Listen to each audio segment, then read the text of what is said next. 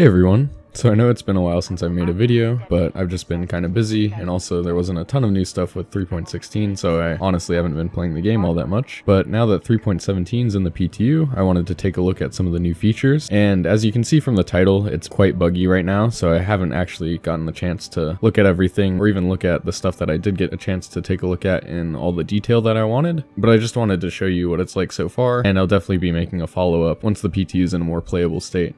And yeah, I know it's been a pretty long break, so I'm thankful to all you guys who hopefully come back and watch this. So thanks for watching, and let's get started. So I just want to start by going over what's wrong with the PTU right now. And basically, you're just kind of stuck wherever you spawn because 1, the ASOP terminals don't seem to be working correctly. So you'll go to spawn a ship, it'll say it spawned, but usually it won't even tell you what hangar it spawned in. And if you go back and look at the display, it'll tell you that it's in a certain hangar, but you can go visit that hangar and it won't actually be there. And that's if you can visit the hangar, because the other issue is servers seem to be performing really poorly, and oftentimes you'll get to the spaceport and all the elevators that should take you to the hangars aren't there. So yeah, you're basically just stuck in whatever landing zone you're in. And also there's an infinite loading glitch, it seems like right now. So hopefully the beginning of next week they'll get that fixed and we can get back to testing.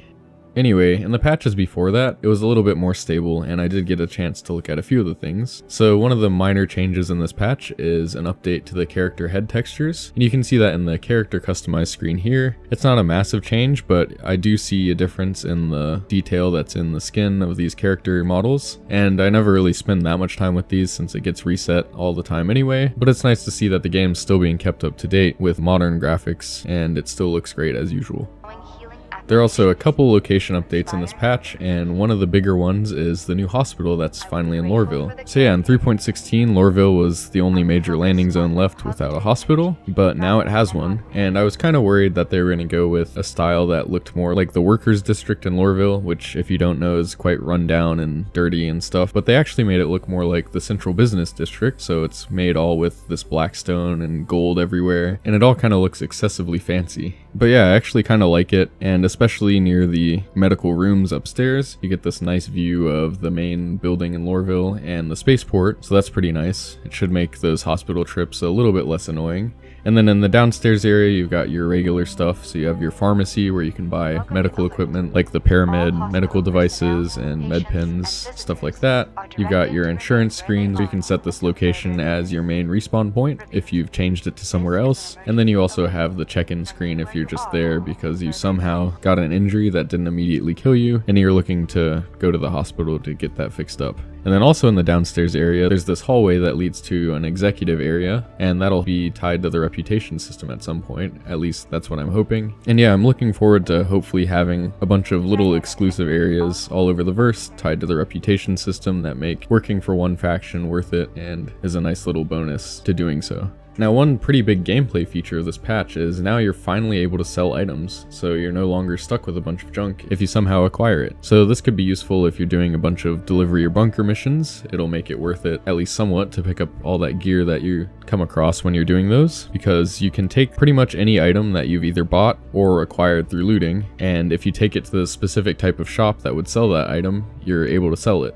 Now you can see here an example at the hospital with me buying these paramed devices. If I went to sell them back to the shop, I would be getting less than 50% of the price that I paid back for that item. But that's okay because that's still a decent amount of money, especially if it's an item that you've gotten for free. And I also think that that's important because it still leaves some room in pricing to give you a reason to sell to players, because selling to players or maybe even NPCs at some point is going to be more time consuming than just taking all your items to one shop where you're pretty much guaranteed to be able to sell them. But if you can get more money out of your customers for doing that, then it'll make it worth it. So I think that's important, that you don't get a ton of money from selling directly to shops for little to no effort. And another thing you can see here is that there's a wear indicator on the items. So again, I didn't get a ton of testing time in, and I'm not entirely sure how that works or if it's even implemented yet, but I'd assume that if it's a piece of gear that you've been using a lot and you've put a lot of wear on it, you're going to get a worse price for it than if it were brand new.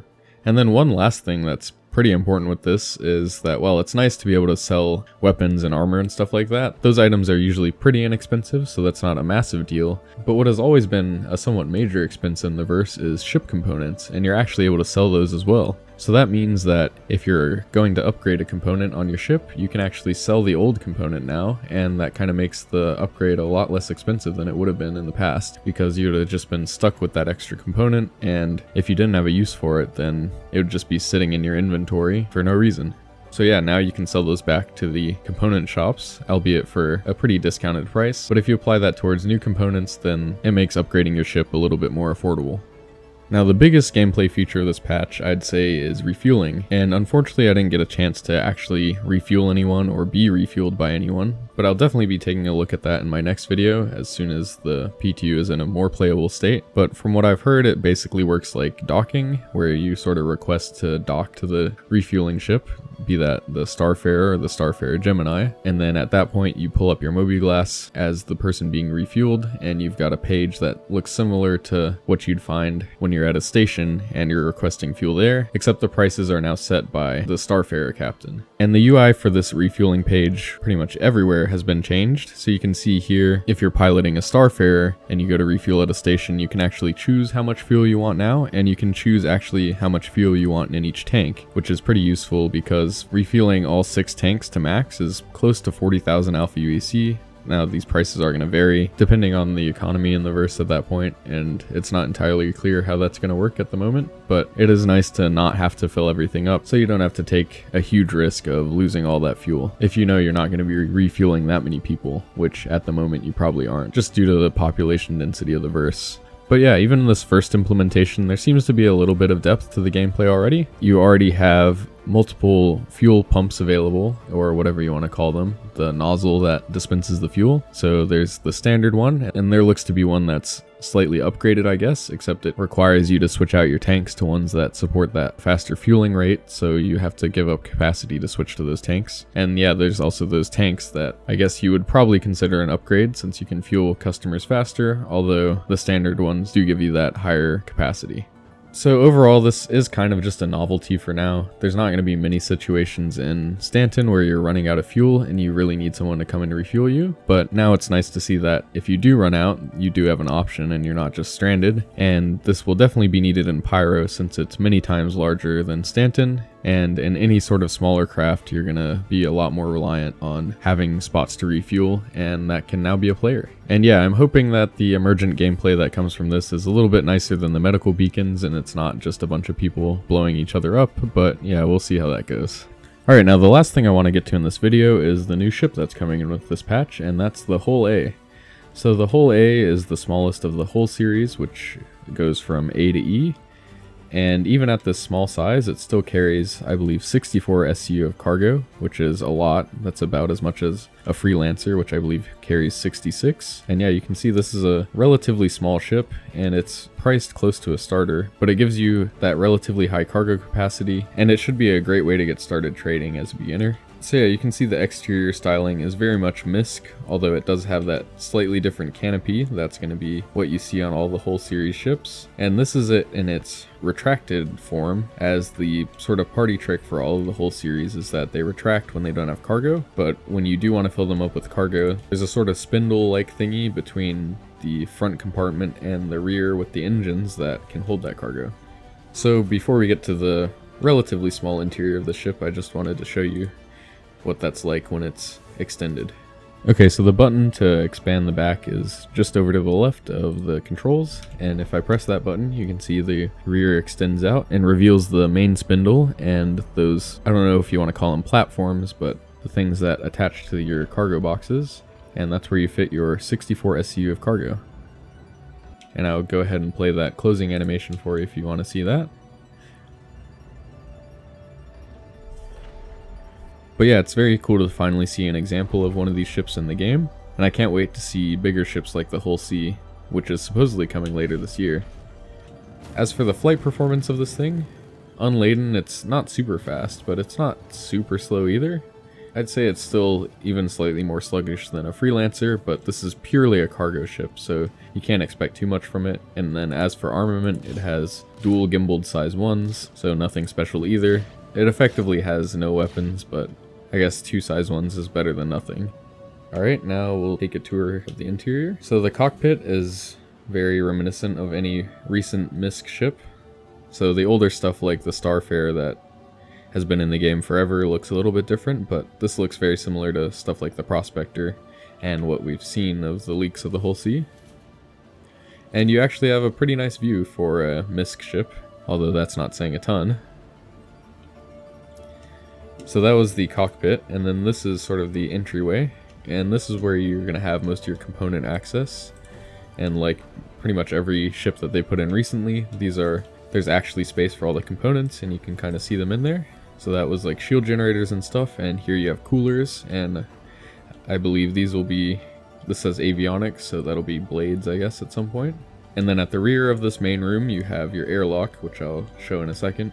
And then on the other side you have a suit locker, which is nice, because for some suits you'll have to take them off at some point to be able to use a pilot's chair. So it'll be nice to have that in here when that's required. And then here's the airlock. It's very similar to what you have in the Prospector. It's got that typical MISC deployable ladder. That'll probably kill you a couple of times, but it looks cool. Then moving to the rear, you can see we've got these new door panel buttons that they've been adding to all of the new ships. So stuff like the 400i have these, but you actually have to press that to open this, and you've got your habitation area. So you got storage over here, which will be the way that you can access your ship's inventory if you don't want to just hit I and access it, although it doesn't look like that works in Arena Commander. And then on the other side you've got a weapons locker, and you should be able to physically place weapons into this locker. It looks like you have space for 2 larger weapons, so like 2 rifles or shotguns, and then for a couple of pistols. And then over here you have a pretty sizable galley. You even have some nice cookies included. The fridge is empty, unfortunately, and can't fit too much in there, but for a ship of this size, and one that's only meant for a single person, this is pretty nice. And compared to something like the Freelancer, which is supposed to have 4 people in it, it's quite luxurious. Then across the way, you've got your bunk, which looks like a standard sort of MISC bunk. And then all the way at the rear, you've got a bathroom, got a sink and a mirror, a medicine cabinet, and your shower toilet combo. Retractable toilet paper. So yeah, overall it's a nice little ship. I really like the way that they've been going with the more recent MISC ships. They still have that stainless steel look to look a little bit alien, because they do partner with those alien races a bit, but this area is definitely livable looking and a lot less sterile than what you find on the Starfare and stuff like that. And then also the utility prospect of the ship, having all that SCU for such a small and likely cheap ship is a great way to get into trading. And while I will try out trading with this soon, hopefully when the PTU gets back to a working state, it's hard to judge what profits in the actual verse will be like based on how they are in the PTU, so I don't think I'm going to try to make any judgments based on that. But in the past, you've always been able to make a few credits with a Freelancer-sized cargo capacity, which is basically what this has. So I assume that it'll probably be the same in this patch unless something is super broken. So yeah, it won't be the most profitable thing to use this ship, but for a non-combat activity, you should be able to make a few credits still. And you also shouldn't be a massive target like you would be if you were piloting one of the larger Hull series ships, where you're going to have a ton of cargo and 0 defenses. Whereas with this ship you have a decent amount of cargo, but still no defenses. So yeah, that's about all I have for this video. Again, I want to thank you all for watching. I know it's been a while, but for everyone who came back and watched, I really appreciate it, and I'm looking forward to playing 3.17 some more. Okay, so now I want to thank my members, Dexion Orion, the Spaceman TV, and Starlit. Thank you all so much for supporting the channel. I really appreciate it. And if you guys want to help me out, as always, you can do that by hitting the like or subscribe button or becoming a member yourself, which I really appreciate. So yeah, I hope we all have better luck in the PTU in this upcoming week, and thanks for watching.